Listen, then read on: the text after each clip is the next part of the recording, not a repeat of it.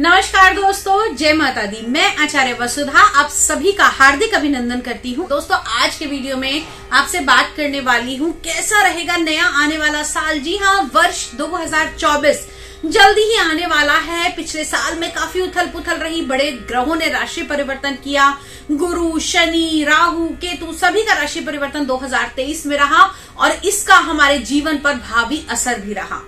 लेकिन अब साल 2024 का क्या होने वाला है। साल 2024 में क्या करूं और क्या ना करूं, कौन से डिसीजन लेने चाहिए और कौन से डिसीजन नहीं लेने चाहिए, इन सभी की चर्चा करेंगे आज के इस वीडियो में। लेकिन उससे पहले आपसे अनुरोध करूंगी कि यदि आप चैनल पर नए हैं और आपने अब तक चैनल को सब्सक्राइब नहीं किया है तो प्लीज प्लीज प्लीज इसे सब्सक्राइब कर दीजिए। साथ ही साथ बेल आइकॉन को जरूर दबा दीजिए ताकि आने वाले सभी वीडियो आपको टाइम से मिल सके। तो चलिए विषय की तरफ आगे बढ़ते हैं। समय ना व्यतीत करते हुए बात करते हैं मिथुन लगन वाले जातकों के लिए। ये वीडियो उन सभी लोगों के लिए है जिनकी राशि, जी हाँ, जिनका लगन, जिनकी हॉरोस्कोप 3 नंबर से स्टार्ट होती है। अगर हम बात करें मिथुन लगन वाले जातकों के बारे में तो इस समय में दोस्तों जो साल के शुरुआत में मिथुन लगन वाले जातकों की कुंडली की जो परिस्थिति रहने वाली है वो कुछ इस प्रकार रहेगी। चंद्रमा 1 जनवरी 2024 को आपकी कुंडली के तीसरे भाव में रहेगा। केतु का गोचर अभी पूरे साल आपकी कुंडली के चतुर्थ भाव में रहेगा। पंचम भाव में कोई ग्रह नहीं है पहले दिन। छठे भाव में बुध और शुक्र गोचर कर रहे हैं, यानी आपके लगन के स्वामी छठे भाव के अंदर है। सूर्य और मंगल का गोचर रहेगा साल के शुरुआत में आपकी कुंडली के सप्तम भाव में। शनि आपकी कुंडली के नवम भाव में, यानी कि आपके भाग्य भाव में गोचर कर रहे हैं अपनी ही राशि में शश योग के साथ में। उसके बाद में राहु विराजमान है कुंडली के दशम भाव के अंदर, गोचर इनका चल रहा है। और देवगुरु बृहस्पति का गोचर चल रहा है आपकी कुंडली के एकादश भाव में। साल 2024 में काफी सारी चीजें हुई जहां पर गुरु 11वें भाव में भी होकर राहु से पीड़ित थे, लेकिन अब राहु से उनको राहत मिल चुकी है। अब राहु देव आ गए हैं आपकी कुंडली के दशम भाव में, कर्म स्थान में।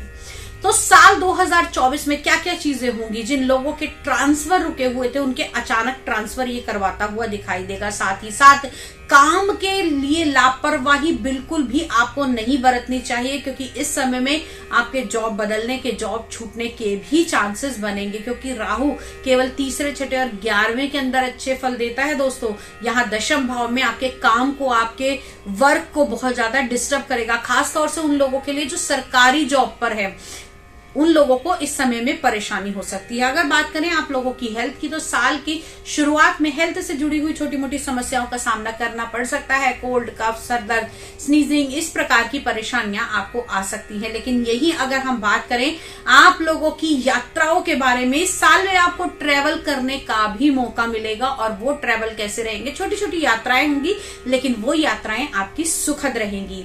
अब बात कर लेते हैं आप लोगों की कुंडली के चतुर्थ भाव के बारे में, यानी कि आप लोगों के मकान, वाहन, सुख स्थान, वैभव के, जनता के भाव के अंदर यहाँ केतु का आ जाना कहीं ना कहीं इन चीजों से आपको कट करता रहेगा, इन चीजों से आपको अलग करेगा। और साथ ही साथ अगर हम बात करें तो आपके भौतिक सुखों में इस समय में कमी करेगा।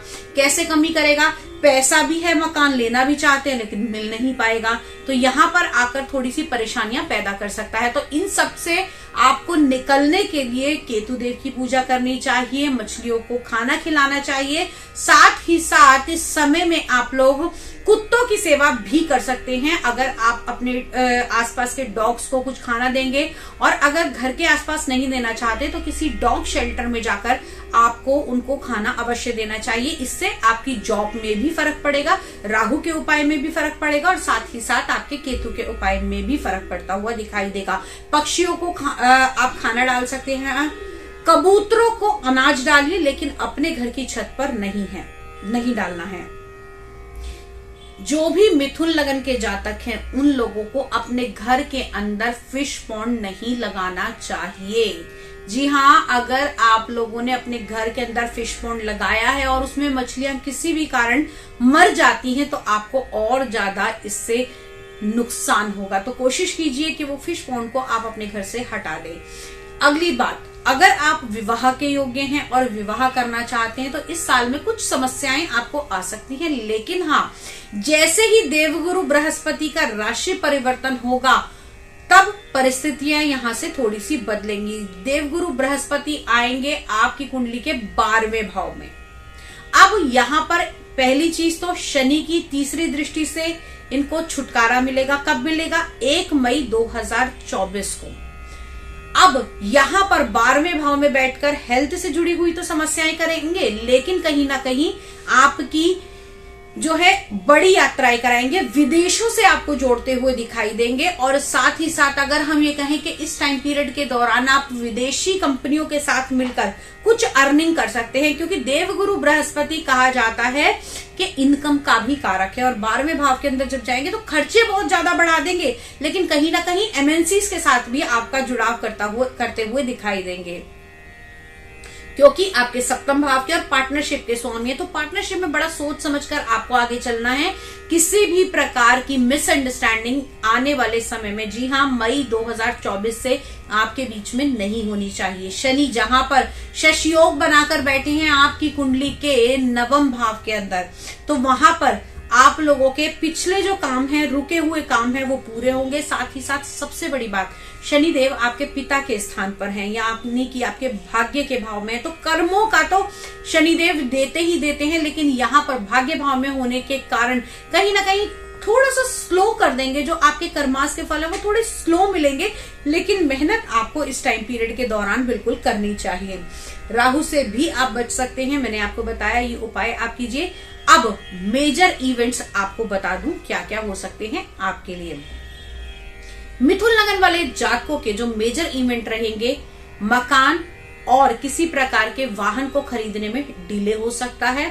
दूसरी चीज, विवाह से जुड़ी हुई चीजें आगे बात बढ़ सकती है, लेकिन यहां पर यह भी ध्यान रहे आप लोगों को कि आप लोगों को कहीं ना कहीं आपकी पैतृक संपत्ति में कुछ हिस्सा मिलने की संभावनाएं इस साल बनती हैं। अगली चीज, शिक्षा के क्षेत्र में जुड़े हुए बच्चों के लिए, जी हाँ, जो बच्चे पढ़ाई कर रहे हैं उनके लिए ये साल मिला जुला रहेगा। मेहनत कीजिए, रिजल्ट मिलेंगे, लेकिन इस टाइम पीरियड के दौरान आपको मेहनत बिल्कुल नहीं छोड़नी है, क्योंकि शनिदेव आपके भाग्य भाव में तो विराजमान है। तो जितनी मेहनत करोगे उतना फल जरूर मिलेगा। जहां आपने लिंगर ऑन किया, जहां आपने छोड़ा, वहां पर से आपको परेशानियां उठानी पड़ सकती हैं। अगली बात करते हैं हम आप लोगों के बारे में कि क्या इस समय में आप करें और क्या ना करें। मिथुन लगन वाले जातक इस टाइम पीरियड के दौरान किसी भी प्रकार का अपने जीवन साथी के साथ में वाद विवाद ना करें। आपकी जो लाइफ पार्टनर के साथ में समस्याएं जो अगर चल रही थी या आगे आने वाली हैं, वो और ज्यादा बढ़ सकती हैं। मिथुन लगन वाले जातक एक चीज का और ध्यान रखें कि बड़ा इन्वेस्टमेंट करने से आप लोगों को बचना चाहिए। ओवरऑल ये साल मिथुन लगन वाले जातकों के लिए मिला जुला रहने वाला है। इस साल में आपको मेहनत ज्यादा करनी पड़ेगी, लेकिन सक्सेस भी मिलेगी, मेहनत बहुत ज्यादा रहेगी। जो लोग सरकारी नौकरी के लिए अप्लाई कर रहे हैं या फिर सरकारी पद पर नियुक्ति पाना चाहते हैं, उन लोगों को थोड़ा और डिले इस साल में हो सकता है। घर से निकलते समय गणेश वंदना अवश्य करें। जितना अधिक हो सके उतना गाय को हरी पालक खिलाएं। एक उपाय आपको और करना है, रात को सोते समय अपने सरहाने पर आपने एक तांबे का लोटा पानी भरकर रखना है, और साथ ही साथ उस लोटे के ऊपर कोई कटोरी रखकर, अगर वो कटोरी कांसे की हो तो बहुत ज्यादा अच्छा है, उस कटोरी के ऊपर आपने कपूर थोड़ी सी रख देनी है और सुबह उस पानी को बाहर फेंक देना है और कपूर को किसी भी खुली जगह पर जला देना है। इससे एक तो आपको मानसिक शांति मिलेगी और साथ ही साथ आपके माइंड में जो बड़े लंबे समय से उथल पुथल चल रही है, आपकी समस्याओं का समाधान ही नहीं हो पा रहा है और आपकी हेल्थ दिन पर दिन जो गड़बड़ाती जा रही है, उससे आपको राहत मिलती हुई दिखाई देगी। लेकिन दोस्तों, फिर से यही कहूंगी कि हर व्यक्ति के अपने अलग कर्मास हैं, अलग ग्रह हैं, अलग नक्षत्र हैं, लेकिन फिर भी यदि आप मुझसे परामर्श लेना चाहते हैं कि आपकी व्यक्तिगत कुंडली को कैसे सुधारा जाए या फिर आपकी व्यक्तिगत कुंडली की समस्याओं को किस प्रकार से सॉल्व किया जाए, तो आप स्क्रीन पर दिए हुए नंबर पे कॉल करके मुझसे जुड़ सकते हैं। हमारे इंस्टाग्राम चैनल से जरूर जुड़िएगा। यहाँ पर मैं डेली आपको टैरो कार्ड रीडिंग के माध्यम से डेली की गतिविधियां बताती रहती हूँ। अगले वीडियो में फिर से मुलाकात करूंगी, तब तक के लिए जय माता दी।